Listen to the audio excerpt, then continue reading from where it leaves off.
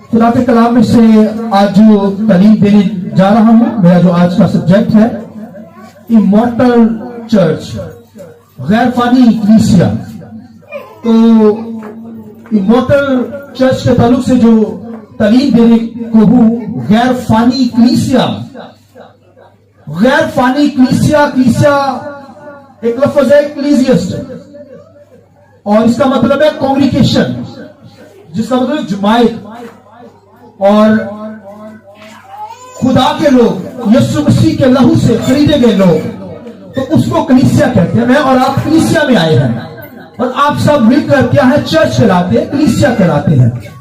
तो खुदावंद के कलाम में लिखा है कि ये जो कलीसिया है, ये गैर फानी कलीसिया। गैर फानी कहते हैं तबाह नहीं होएगी, यानी वो जमीन पर भी गैर फानी है। ये जो कलीसिया है, ये फना नहीं होगी, इसकी फना नहीं है। और जब अब्दियत के अंदर जब हमने जाना है, तो अब्दियत के अंदर भी हम गैर फानी होंगे। फानी बदन के अंदर कोई शख्स अब्दियत के अंदर नहीं जा सकता, क्योंकि बाइबल के अंदर खुदा के कलाम में लिखा है, गोश्त और खून जो है वो क्या है, आसमान की बादशाही में दाखिल नहीं हो सकता।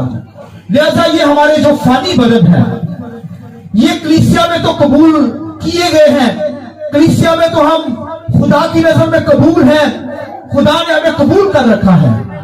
मगर लिखे अब्दियत के अंदर, आसमानी मकामों के अंदर, खुदा की बादशाही के अंदर ये नजर आ रहा है, जो है अब्दियत के अंदर नहीं नजर आएगा। मगर अब्दियत के अंदर हमें जाना है, तो यहां पर भी कलीसिया गैर फानी है, क्योंकि यीशु मसीह के लहू से धुली हुई कलीसिया है। यीशु मसीह ने कलीसिया को तैयार किया है। लिहाजा कलीसिया यहां पर इस फानी बदन के अंदर रहकर खुदावन की प्रस्तुत करती, खुदावन की सताइश करती। और अब्दियत के अंदर भी हम सब ने गैर फानी हालत में होकर कलीसिया का हिस्सा होना है।